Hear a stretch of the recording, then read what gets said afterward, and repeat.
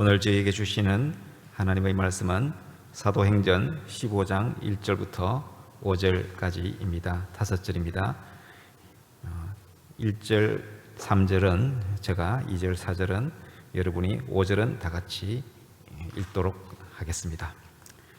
어떤 사람들이 유대로부터 내려와서 형제들을 가르치되 너희가 모세의 법대로 할례를 받지 아니하면 능히 구원을 받지 못하리라 하니 바울과 및 바나바와 그들 사이에 적지 아니한 다툼과 변론이 일어날지라.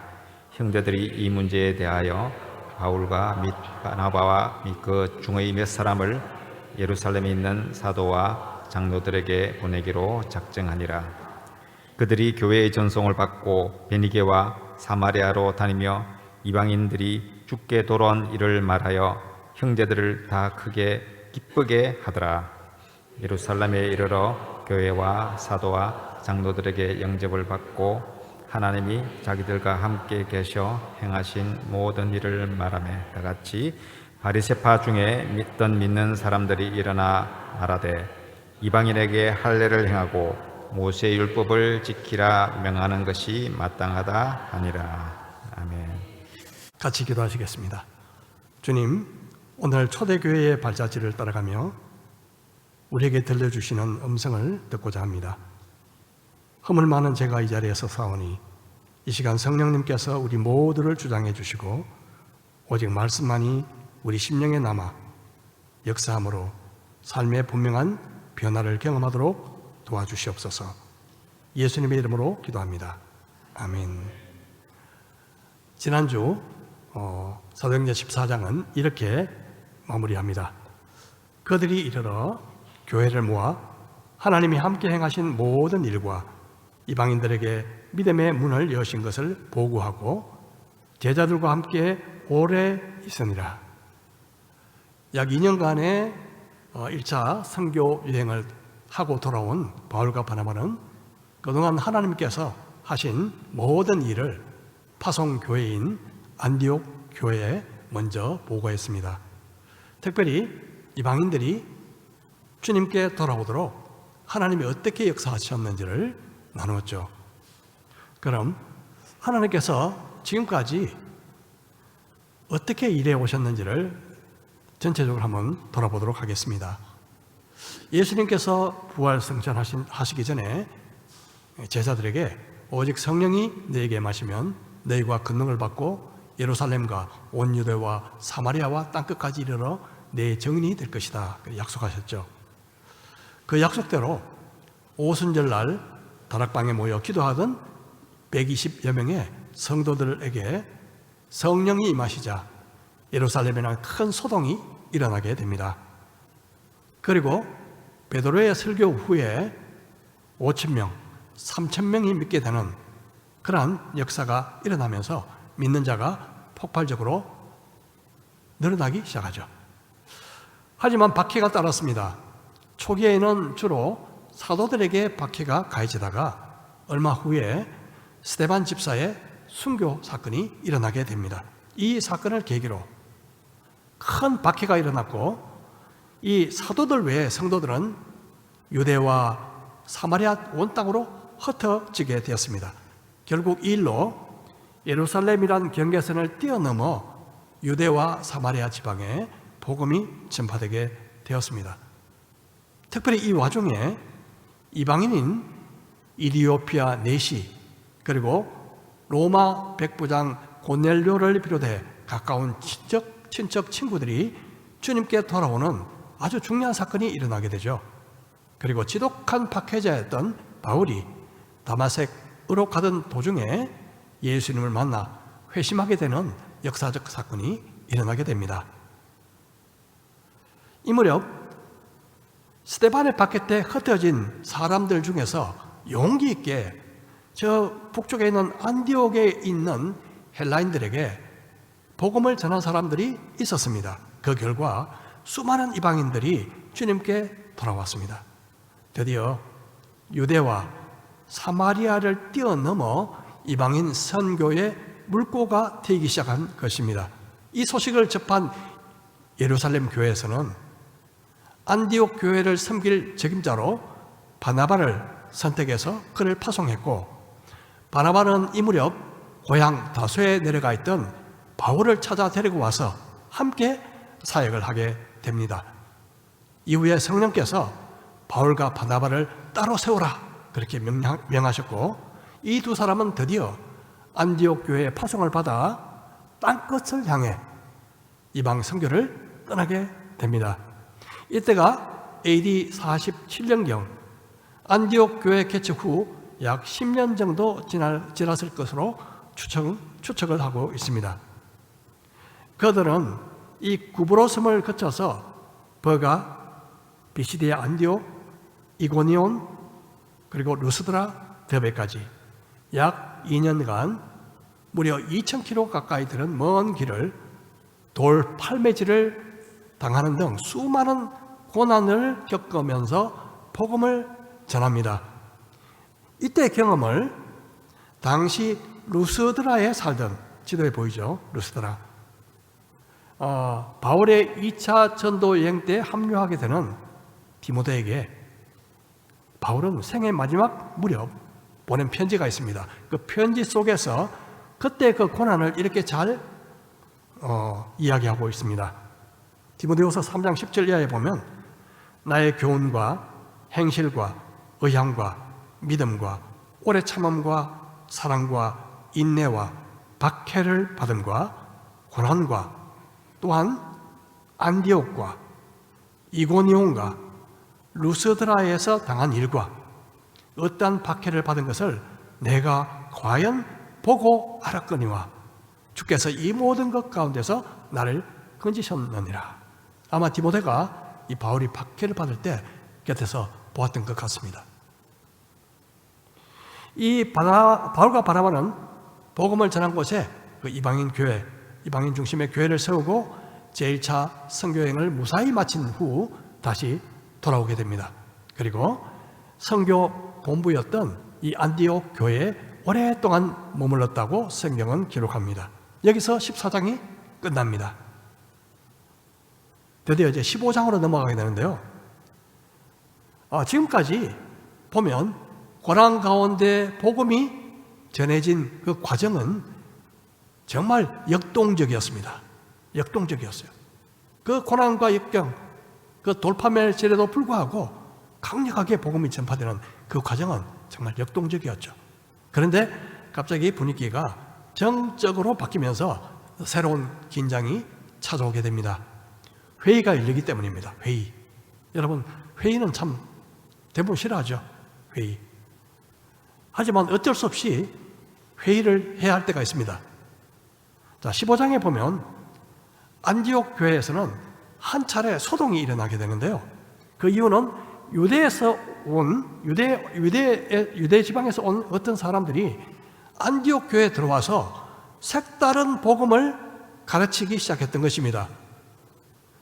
안디옥 교인들은 매우 당황했습니다. 우리 1절을 보겠습니다. 어떤 사람들이 유대로부터 내려와서 형제들을 가르치되 너희가 모세의 법대로 할례를 받지 아니하면 능히 구원을 받지 못하리라 하니. 여러분, 이 변질된 복음은요, 이 복음에다가 뭔가 얹거나 아니면 빼버리는 것입니다. 복음은 오직 나를 위해서 십자가에 죽으시고 부활하신 예수님을 나의 구주, 나의 주님으로 믿을 때 구원받는다. 그런 놀라운 복된 소식이죠. 유대에서 온 사람들은 여기다가 무엇을 더 얹었을까요? 바로 할례라는 모세의 율법을 얹었습니다. 다시 말해서 구원받기 위해서는 율법도 지켜야 한다는 조항을 붙인 것이죠. 달리 말하면 이방인들이 구원받으려면 먼저 유대인처럼 되어야 한다. 그런 이야기죠.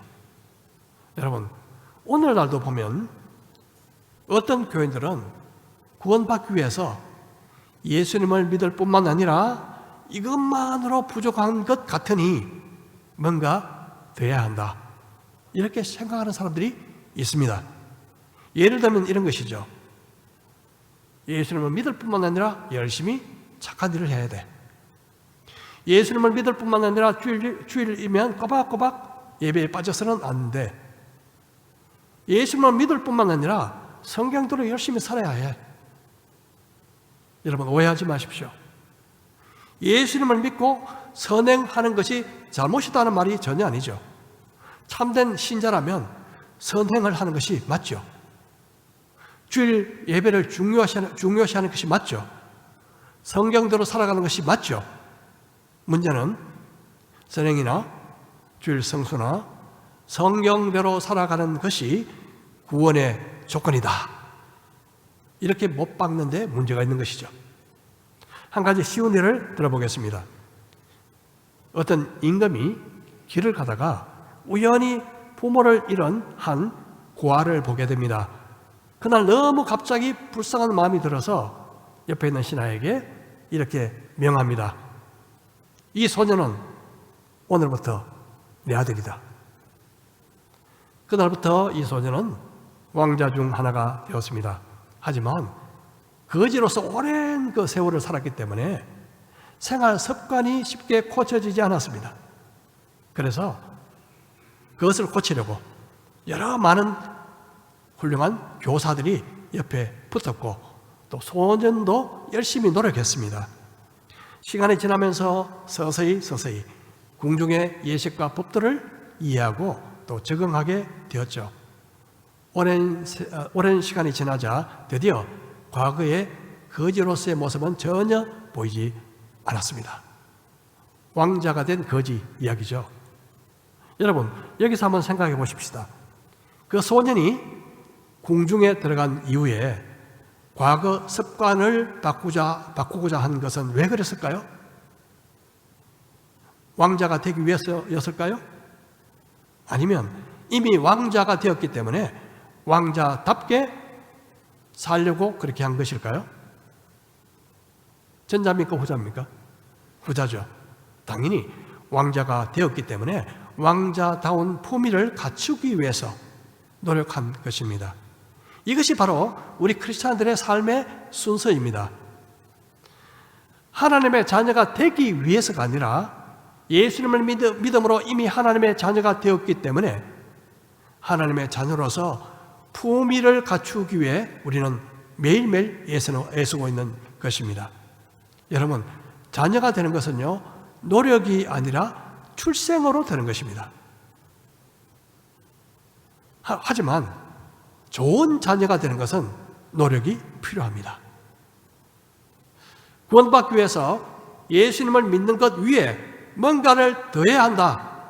그렇게 생각한다면, 그렇게 믿는다면 예수님께서 십자가에 헛되이 죽으셨다고 믿고 있는 것과 같습니다. 그것은 마치 예수님의 속죄가 불충분하다라고 믿는 것과 같습니다. 그것은 마치 기독교의 심장과 영혼을 빼버린 것과 같습니다. 오늘날 교회 나오면서도 어떤 분들은 신앙생활을 잘 해야, 착한 일을 많이 해야 구원받고 천국 간다고 믿는 분들도 있습니다. 꽤 있습니다, 사실. 여기에 대해 사도 바울은 갈라디아서에서 격렬할 정도로 이렇게 반박합니다. 보라, 나 바울은 너희에게 말하노니 너희가 만일 할례를 받으면 그리스도께서 너희에게 아무 유익이 없으리라. 내가 할례를 받는 각 사람에게 다시 증언하노니 그는 율법 전체를 행할 의무를 가진 자라. 율법 안에서 의롭다함을 얻으려 하는 너희는 그리스도에게서 끊어지고 은혜에서 떨어진 자로다. 만일 율법으로 의롭다함을 얻으려면 모든 율법을 항상 하나도 빠짐없이 지켜야 합니다. 그것은 불가능한 일입니다.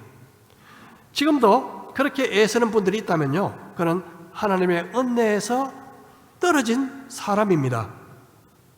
이 안디옥 교회에 들어온 이 유대주의자, 율법주의자들의 이 주장은 안디옥 교회에 큰 풍파를 일으켰고 격렬한 논쟁으로 이어졌습니다. 15장 2절 좀 띄워줄까요? 예. 바울과 및 바나바와 그들 사이에 적지 아니한 다툼과 변론이 일어난지라 형제들이 이 문제에 대하여 바울과 바나바와 및 그 중에 몇 사람을 예루살렘에 있는 사도와 장로들에게 보내기로 작정하니라. 결국 이 문제를 매듭 짓기 위해서 안디옥 교회에서는 초대교회 본부였던 예루살렘 교회에 대표단을 보내기로 결정합니다. 결국 바울과 바나바 그리고 몇 사람이 전송을 받고 예루살렘을 향해서 떠나가는데 가는 도중에 베니게와 사마리아를 방문했다고 성경은 기록합니다. 이 전통적으로 이 약간 위쪽에 있는 베니게, 약간 아래쪽에 있는 사마리아, 이 두 지역은 유대인들이 정말 싫어하던 지역이었습니다. 하지만 바울 일행은 그곳에 들러서 이방인들을 돌아오게 하신 하나님의 역사를 나누므로 그곳 형제들을 매우 기쁘겠다. 그렇게 성경은 기록하고 있습니다. 마침내 예루살렘에 도착한 이 대표단은 교회, 사도, 그리고 장로들에게 하나님께서 함께 하셔서 행하신 모든 일을 보고합니다. 그러자 바리새파, 즉 율법주의자로서 살다가 예수 믿게 된 어떤 사람들이 있었나 봅니다. 그 사람 중 몇 사람이 일어나 이렇게 말합니다. 이방인들에게 할례를 받게 하고 모세 율법도 지키도록 하는 것이 마땅합니다. 자, 이 복음의 진리를 뿌리채 뒤흔드는 분쟁의 위기가 찾아오게 됩니다. 이에 사도들과 장로들이 함께 모여 열띤 토론을 거친 후에 유대인의 사도라고 할 수 있는 이 베드로가 일어나 드디어 말을 시작합니다. 어떤 말을 했을까요? 많은 변론이 있은 후에 베드로가 일어나 말하되 형제들아 너희도 알거니와 하나님이 이방인들로 내 입에서 복음의 말씀을 들어 믿게 하시려고 오래전부터 너희 가운데서 나를 택하시고 또 마음을 아시는 하나님이 우리에게와 같이 그들에게도 성령을 주어 정언하시고 믿음으로 그들의 마음을 깨끗이 하사 그들에게 그들이나 우리나 차별하지 아니하셨느니라. 그런데 지금 너희가 어찌하여 하나님을 시험하여 우리 조상과 우리도 능히 매지 못하던 멍에를 제자들의 목에 두렸느냐. 그러나 우리는 그들이 우리와 동일하게 주 예수의 은혜로 구원받는 줄을 믿노라 하니라. 좀 긴 것 같지만요, 몇 가지로 요약을 할 수 있습니다. 베드로는 몇 가지 조목조목 언급하면서 결론을 맺는데요. 첫 번째, 하나님께서 이방인들에게 복음을 전하도록 베드로 자신을 부르셨다는 것입니다. 중요하죠, 이것이. 하나님이 부르셨다는 거예요. 이방인들에게 복음을 전하기 위해서. 사실 이방인 선교를 본격적으로 한 사람은 사도 바울이지만 고넬료 전도 등을 통해서 이방인 선교의 첫 출발 문을 연 사람은 사실상 베드로였습니다. 두 번째, 믿는 이방인들에게 할례의 여부와 관계없이 성령을 주셨습니다. 여러분, 구원받지 못하면 성령을 받을 수가 없는 것입니다. 세 번째, 하나님께서 이방인과 유대인 사이에 차별을 없애셨습니다.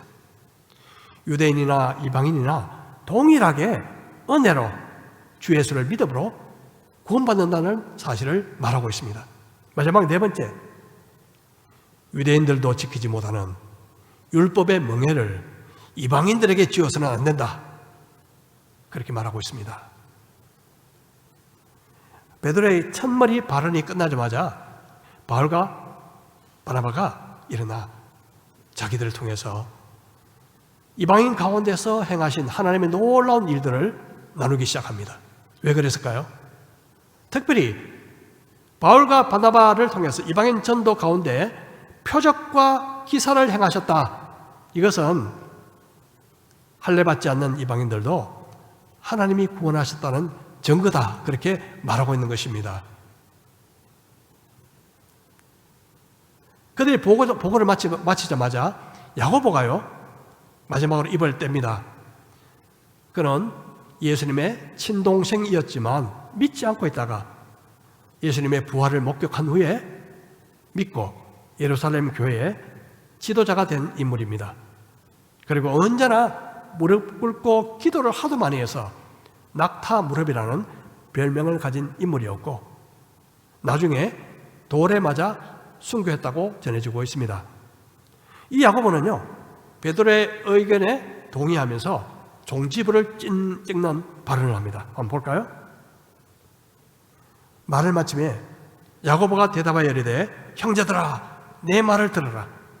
하나님이 처음으로 이방인 중에서 자기 이름을 위할 백성을 취하시려고 그들을 돌보신 것을 시몬이 말하였으니, 시몬 베드로죠. 베드로가 말했다는 뜻입니다.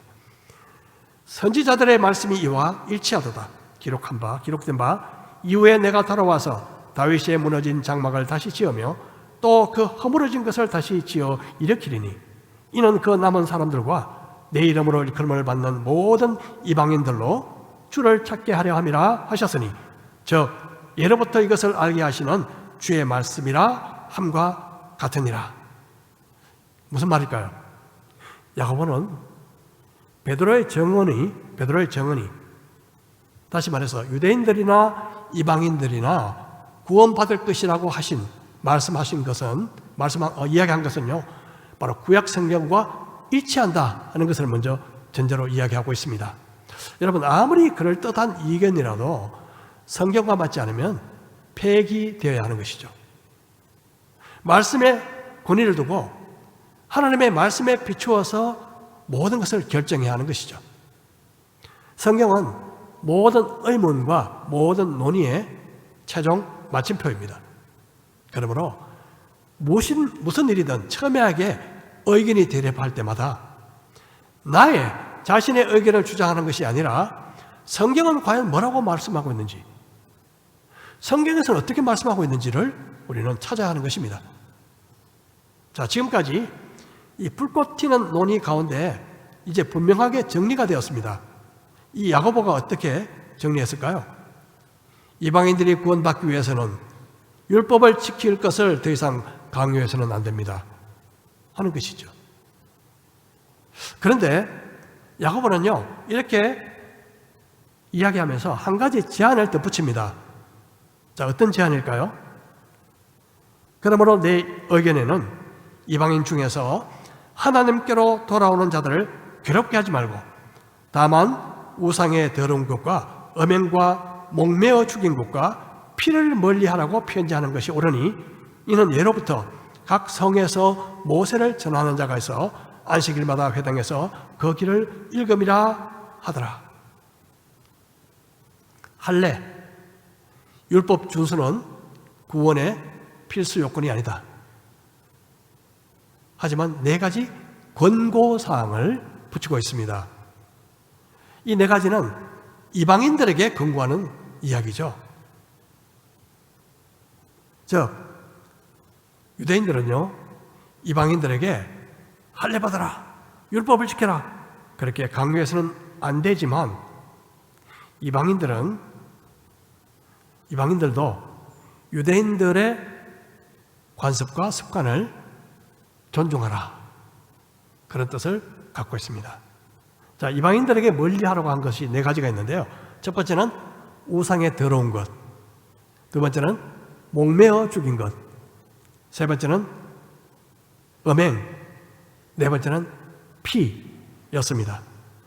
우상의 더러운 것은요, 우상에게 바친 제물을 의미하고, 그리고 목매어 죽인 것은 피를 빼지 않고 죽인 것을 먹는 것, 그런 것을 하지 마라 하는 거죠. 또 피를 멀리하라 하는 것은요, 피를 먹지 말라. 이것은 율법에 금지되어 있습니다. 유대인들의 율법에. 우리 한국인들이 흔히 먹는 음식 중에 뭐가 있나요? 선짓국이 있죠. 만일 유대인 앞에서 선짓국을 먹는다면 어떤 일이 일어나게 될까요? 아마 유대인들이 뒤로 아마 나잡아질 겁니다. 선짓국을 먹는 것이 죄는 아니지만요, 유대인들 앞에서는 먹지 마라. 이게 존중이고 배려라는 거죠. 그리고 음행을 멀리하는 것은 당연히 온갖 종류의 순교를 지킬 것을 말하고 있습니다. 자, 드디어 기독교 사상 최초의 종교회의가 아름답게 막을 내립니다. 아마 AD 49년경에 열렸을 것입니다. 우리는 예루살렘 회의를 통해서 배울 것이 있습니다. 그것은 그 누구도 자기 의견을 묵살당하지 않았다는 것. 그리고 비록 내 생각과 달라도 결정된 것은 같이 따랐다는 거죠. 그렇게 함으로 이 갈등이 도리어 성장의 기회가 되었습니다. 무엇보다 그 결정 과정은요, 성경에서 뭐라고 하시는지, 그리고 하나님이 우리 가운데 어떻게 일하셨는지, 그 두 가지에 철저하게 맞춰졌습니다. 하나님이 열어놓으신 문을 인간이 닫으려고 해서는 안 되는 거죠. 결정은 다수결을 따른 것이 아니었습니다. 철저히 성경의 원칙에 따라서 결정되었습니다. 무엇보다 그들은 본질과 비본질을 명확하게 구별했습니다. 예수님을 믿음으로 구원받는다는 이 본질은 결코 타협할 수 없는 진리지만 관습이나 습관 같은 비본질 것은, 본질적인 것은 서로 양보하고 또 타협할 것을 말하고 있습니다. 16세기 종교개혁시대 때 어떤 이들은요, 카톨릭 성당에 난입해서 아름다운 예술품, 스테인 글라스, 그리고 성상들을 마구 파괴했습니다. 부숴버렸죠. 사람이 만든 우상을 숭배하지 말라라는 말씀을 극단적으로 해석한 것입니다. 이에 대해서 말했던 루터는 이렇게 말했습니다. 우리는 교회를 개혁하려고 하지 교회를 부수고자 있는 것은 아니네. 여러분, 사람들은요, 종종 개혁한답시고요, 막 부숴버립니다. 개혁과 파괴는 전혀 다른 것입니다. 이 교회 안에서 일어나는 많은 문제 중 많은 부분들이요, 비본질적인 의견 차이를 본질로 착각해서 서로 포용하지 못하고 양보하지 못하게 때문에 생깁니다. 마치요, 어린 나이를 깨끗하게 목욕시킨 후에 물만 싹 버려야 되는데, 더럽잖아요. 물만 싹 버려야 되는데 물하고 아기를 같이 버려버려요. 이런 사람이 있겠습니까? 신앙적으로 이런 모습들이 종종 있다고요. 더러운 물만 버려야 되는데 아기까지 같이 버려요. 본질과 비본질을 혼동하기 때문에 생긴 일입니다. 제가 가끔 이야기했듯이, 종종 제가 자주 이야기합니다만, 미국 어떤 한인교회에서 피아노를 구입하고 나서 이것을 강대상 위에 올릴 것인가 아래 놓을 것인가 두 파로 갈려버렸습니다. 강대상 위파와 강대상 아래파로 갈라져 버렸어요. 그 여인이 갈라지면서 교회가 두 쪽이 나버렸어요. 실제 있었던 일입니다. 강대상 아래파가 교회를 따로 독립해서 나가버렸어요. 여러분, 피아노 위치가 본질적인 문제입니까? 본질은 피아노 관저로 하나님께 찬양과 영광을 올려드리는 것이죠. 피아노 반주가 완벽하게 치는 것이 목적입니까? 최선을 다해서 하나님 앞에 마음을 내서 반주함으로 하나님께 영광 돌리는 것이 본질이죠. 하나님께서 강대상의 위에 피아노 소리와 강대상 아래의 피아노 소리를 구별하시겠습니까? 도둑한테 모든 재산을 들린 사람이 있었는데요, 이 소식을 듣고 마을 사람들이 찾아왔답니다. 먼저 2장이 이렇게 한마디 했습니다. 아이고, 도둑이 든 건 참 안 된 일인데 문고리가 지금 보니까 튼튼해 보이지 않습니다. 튼튼한 자물쇠로 그걸 잠갔어야죠. 옆에 있던 정육점 주인도 한마디 거들었습니다. 맞아요. 이 창문에도 보니까 새 창살이 없네요. 집 주인이랑 아주 친했던 서점 주인도 한마디 거들었습니다. 아니, 도둑이 들었는데 세상 모르고 잔 것도 참 문제네요. 너무 마음 놓고 사는 것이 아닙니까? 이 다들 마을 사람들이 돌아가며 한마디씩 실수를 꼬집는 이야기를 하자 집주인이 참지 못해서 버럭 하면서 한마디 소리를 쳤습니다. 그러면 도대체 도둑놈은 아무 잘못이 없단 말입니까? 도둑이 가장 큰 문제였잖아요. 도둑 잡는 게 큰 문제죠. 도둑 맞은 사람이 도둑보다 더 큰 잘못을 저지른 것 같이 되고 말았습니다. 안식일에 예수님이 병을 고치는 광경을 본 사람들이 하필이면 왜 일을 하지 않아야 할 이 안식일에 병을 고칩니까? 그렇게 비난하자 예수님은 이렇게 말씀하셨습니다. 그들에게 이르시되 안식일에 선을 행하는 것과 악을 행하는 것, 생명을 구하는 것과 죽이는 것 어느 것이 옳으냐 하시니 그들이 잠잠하거늘. 여러분, 비본질이 본질처럼 되고 말았죠. 안식일을 위해서 사람이 있는 것이 아니라 안식일이 사람을 위해서 있다고 주님은 말씀하셨습니다. 로마 시대에 로마와 유대가 서로 전쟁할 때요, 이 로마는 안식일에 주로 유대를 공격했습니다. 왜 그랬을까요? 전통적인 유대인들은 안식일에 아무 일을 하지 않기 때문에 적군이 쳐들어와도 가만히 앉아서 죽음을 맞는 경우가 많았기 때문입니다. 여러분, 칼을 들고 쫓아오면 도망가야죠. 안식일이라고 가만히 앉아서 죽음을 맞는 것이 거룩한 죽음이 될까요?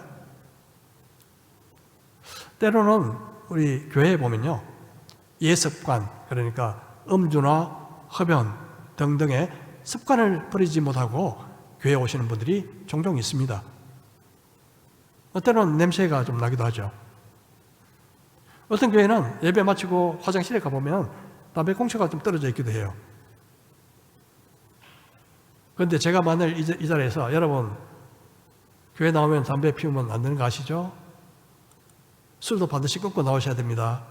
이렇게 하면 교회에 누가 나오시겠습니까? 술과 담배는 죄라기보다도 몸에 해로운 것입니다. 교회에 나와서 주님 말씀을 듣고 예배 드리고 하다 보면 자연스럽게 그것이 멀어지게 됩니다. 우리가 평소에 싫어하는 습관, 생활 방식, 말투, 옷차림 등등 이런 것 때문에 믿지 않는 구원받아야 할 영혼들이 올 수 없게 만든다면 그것은 비본질을 따라가는 것입니다. 사실 교회 안에서는 이런 일이 종종 일어납니다. 비신자가 신자들에게 자신들의 예습관이 정죄받고 있다, 내가 정죄받고 있구나, 나를 싫어하고 있구나 하는 것을 느낄 때 여러분, 교회 나오고 싶은 생각이 날까요? 교회는 본질을 지키는 가운데 비본질은 포용해야 하는 것입니다. 오늘 예루살렘 교회에서 그것을 잘 보여주고 있습니다. 여러분, 결혼 생활에서도 마찬가지입니다. 우리 교회는 대부분 아주 화목한 이 가정생활을 다 하고 계시지만요, 이 별것 아닌 것 때문에, 비본질적인 것 때문에 다투어서 갈라서는 부부가 얼마나 많습니까? 정말 많더라고요, 교회 보면. 여러분, 본질은 고소하되, 본질은 양보할 수 없습니다. 본질은 고소하되 비본질은 양보와 배려가 답입니다. 자, 이것을 한마디로 말하면 오늘 설교 제목인데요, 오늘 설교 제목이 뭔지 아십니까? 우리 같이 한번 따라해 볼까요? 사랑 안에서 진리를. 사랑 안에서 진리를. 여러분, 사랑이 없이 옳고 그런 것만 따지면 사람을 잃게 됩니다. 때를 목욕할 때 때를 완전히 벗기려다가 사람을 죽일 수도 있습니다. 만약 우리 교회에, 지금은 없지만요, 무슬림 학생들, 우리 학교에 있는 많은 무슬림 학생들이 있는데 그 중에 몇 명이 교회에 나온다. 그러면요, 우리 전심 식단을 바꿔야 됩니다. 왜냐하면 돼지고기를 안 먹는 그들에게 이게 맛있어, 한번 먹어봐, 햄버거 줄 수 있습니까? 모욕이죠, 그것은 그들에게. 초대교회에서 이 할례와 율법 준수 이 문제가 명확하게 해결되지 않았다면 큰 혼란이 계속되었을 것입니다. 하지만 이 갈등을 통해서 오히려 교회가 견고해졌습니다. 그것은 문제 해결에 대해서 성숙한 태도로 대처했기 때문입니다. 여러분, 갈등과 다툼이 생기면 먼저 성경으로 돌아가야 합니다. 성경에서 어떻게 말씀하고 있는지, 또 이와 관계해서 하나님이 어떻게 행하셨는지, 어떤 example, 본이 있는지 찾아봐야 합니다. 그리고 성경과 하나님이 행하신 이 둘이 딱 일치가 되면 우리 모두는 굴복해야 합니다. 내 생각이 아무리 다르더라도, 내 주장이 어떤 주장을 하고 싶어도 다 내려놓아야 합니다. 굴복해야죠. 무엇보다 본질은 양보의 대상이 아니지만 비본질은 존중과 배려의 마음을 가져야 합니다. 본질은 진리를 따라 타협할 수 없지만 비본질은 사랑 안에서 지혜롭게 포용함으로 우리가 교회가 하나 되도록 힘써야 하겠죠. 그리고 믿지 않는 영혼들이 교회 안에 들어올 때 정죄받지 않고 교회 안에 들어와 말씀 듣고 구원받을 수 있도록 우리 함께 늘 애쓰는 공동체가 되어야 할 것입니다. 우리 모두 좀 모든 경성의 식구들이요, 사랑과 진리 안에서 진리는 타협할 수 없지만 사랑 안에서 포용과 배려, 정말 이것을 통해서 주님을 닮아 정말 성숙한 공동체가 되기를 주의 이름으로 축복합니다. 우리 말씀을 생각하며 각자 잠시 기도하시겠습니다. 이 본질과 비본질을 우리가 구분하지 못하고 살아가고 있지 않는지, 나의 기준이 말씀과 하나님께서 행하신 일과 관계가 있는지 보여달라고 기도하겠습니다. 본질과 비본질을 구별할 수 있는 지혜를 달라고 기도하겠습니다. 오직 사랑 안에서 진리를 행하는 삶을 살게 해달라고 이 시간 우리 마음을 모아 함께 기도하시겠습니다.